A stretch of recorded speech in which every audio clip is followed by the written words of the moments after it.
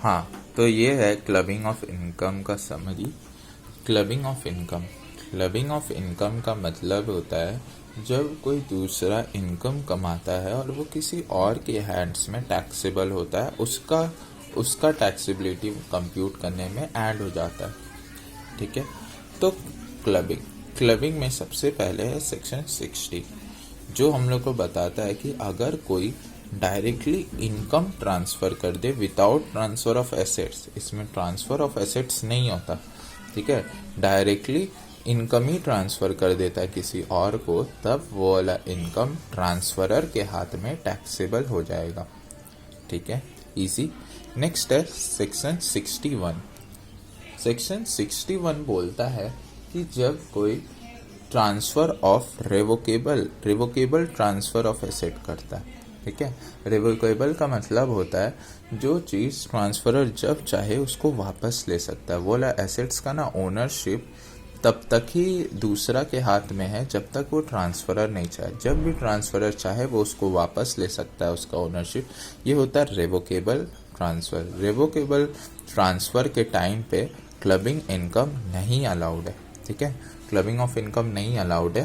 ठीक है, clubbing of income applicable ही नहीं होगा। लेकिन अगर वो लाइफ टाइम, मतलब जो रिसीव करेगा उसका लाइफ टाइम तक के लिए वो ट्रांसफ़र कर रहा है, जब तक वो सामने वाला ट्रांसफरी जो बेनिफिशियरी है, ठीक है, जब तक वो अगर जिंदा है वो उसका ही रहेगा। फिर जब उसका डेथ हो जाएगा तब ट्रांसफरर के पास वापस चल जाएगा। उस टाइम पे clubbing of income taxable, clubbing of income applicable होता है। ठीक है, तब हम लोग क्लबिंग ऑफ इनकम एप्लीकेबल होता है। ठीक है, और ये प्रोवाइडेड रहता है, ये हम लोग को लिखना भी पड़ेगा कि assuming that transferor is not getting any direct और इनडायरेक्ट बेनिफिट फ्रॉम इट। ठीक है, उसको कोई अलग से बेनिफिट नहीं, वो अपना दिल से दे रहा है। ठीक है, उसको कोई फ़ायदा नहीं मिलेगा अगर वो उसको ट्रांसफ़र कर देगा for someone's life time.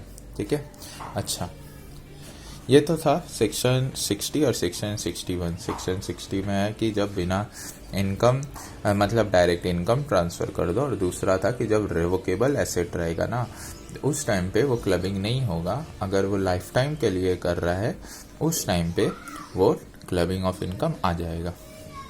Next है जो कि इम्पॉर्टेंट है कि जब स्पाउस को हम लोग कुछ ट्रांसफ़र करते हैं तो कौन सा चीज़ ऐसा है जो क्लब होगा और कौन सा नहीं क्लब होगा।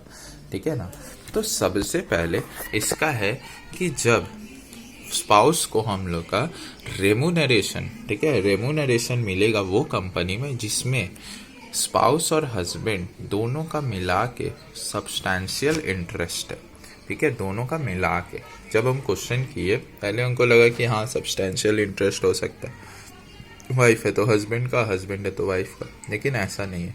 ठीक है, हम लोग को टोटल देखना होगा, टोटल जिसका एग्रीगेट, अगर ये सब्सटैंशियल इंटरेस्ट ज़्यादा है, 20% से ज़्यादा होल्डिंग है, उस टाइम पे अगर रेमुनरेशन मिलता है, और वो भी तब मिलता है जो उसका टेक्निकल कैपेबिलिटी उसका नहीं है, उसका मतलब औकात के बाहर है बोला कम, फिर भी उसको वो जॉब पोजीशन में रखा गया और रेमुनरेशन मिल रहा है, उस टाइम पे हम लोग क्या करते हैं, ये वाला इनकम टैक्सेबल कर देते हैं। ठीक है ना, दूसरा के हाथ में।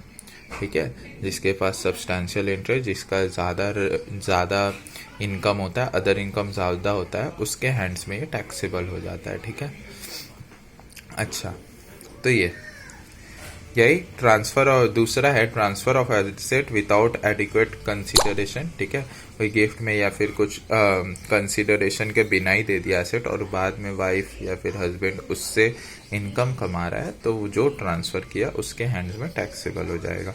ठीक है, अच्छा, transfer of assets for benefit of spouse. ठीक है, कोई बेनिफिट के लिए स्पाउस के लिए किया है तो वो भी उसी के हैंड्स में, अगर वो उससे कोई इनकम कमाएगी तो कमाएगा या कमाएगी, तब वो उसी के जो ट्रांसफ़र किया उसके हैंड्स में टैक्सेबल हो जाएगा। ठीक है, अच्छा, नेक्स्ट है यहाँ पर बहुत इम्पोर्टेंट है सन वाइफ। ठीक है, सन्स का वाइफ।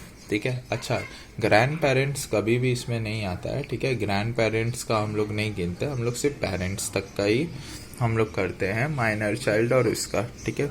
तो सन्स वाइफ का सेम टू सेम, अगर कोई इनकम अराइज हो रहा है एसेट से जो कि मदर या फादर सन का वाइफ को दिए थे विदाउट एडिक्वेट कंसिडरेशन या फिर transfer of asset for the benefit of wife, ठीक है। ये दोनों पूरा सेम है, ठीक है। अच्छा, फिर उसके बाद नेक्स्ट आ जाता है clubbing of income of minor child, जो कि इम्पोर्टेंट है, ठीक है। अगर माइनर अपना स्किल या टैलेंट से या कोई मैनुअल वर्क से या फिर अगर वो डिसेबिलिटी है, ठीक है ना, तब वो इनकम कमाता है, तब वो पेरेंट्स का हाथ में टैक्सेबल नहीं होता है, ठीक है। अच्छा, कौन सा पेरेंट्स का हाथ में ट्रांसफ़र होगा, फादर या मदर, ठीक है ना। ये उसका हैंड्स में टैक्सेबल होगा जिसका अदर इनकम ज़्यादा होगा, ठीक है ना। जिसका ज़्यादा इनकम रहेगा मदर या फादर में, वो उसके हैंड्स में क्लब हो जाएगा, ठीक है। तो जो भी इनकम बच्चा लोग कमाता है, माइनर चाइल्ड कमाता है, ठीक है, तो वो टैक्सेबल हो जाएगा in the hands of parents, ठीक है। लेकिन तब नहीं होगा अगर बच्चा उसको अपना पर्सनल स्किल या टैलेंट या फिर कोई मेहनत वाला काम या फिर कोई डिसेबिलिटी है उस टाइम पे, ठीक है। अच्छा, हर बार जितना भी इनकम वो हम लोग बच्चा कमाएगा ना, जो वो क्लब होगा, ठीक है, तो उसमें एग्जेम्पशन मिलेगा 1030 अंडर सेक्शन 1032, ठीक है। वो 1500 का हमेशा माइनस होगा, ठीक है। जैसे कि हम क्वेश्चन किए थे, और वो हर बार माइनस होगा जितना बार भी अगर माइनर चाइल्ड से कुछ इनकम हो रहा है, ठीक है। तो जैसे यहाँ पर इंटरेस्ट इनकम सेकेंड चाइल्ड को मिला था, ठीक है, 8000 का 1500 माइनस करना पड़ा।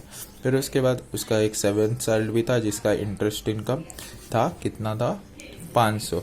इसको भी एग्जेम्पशन मिल गया 500 का, ठीक है, क्योंकि 1500 तो मिल नहीं सकता, 500 ही है उसके पास, ठीक है। ऐसे ही करके फिर से इंटरेस्ट इनकम हुआ था, ठीक है, फिर से एग्जेम्पशन मिल गया 1500 का, ठीक है। तो ऐसे हर बार माइनस होगा, ठीक है। अच्छा,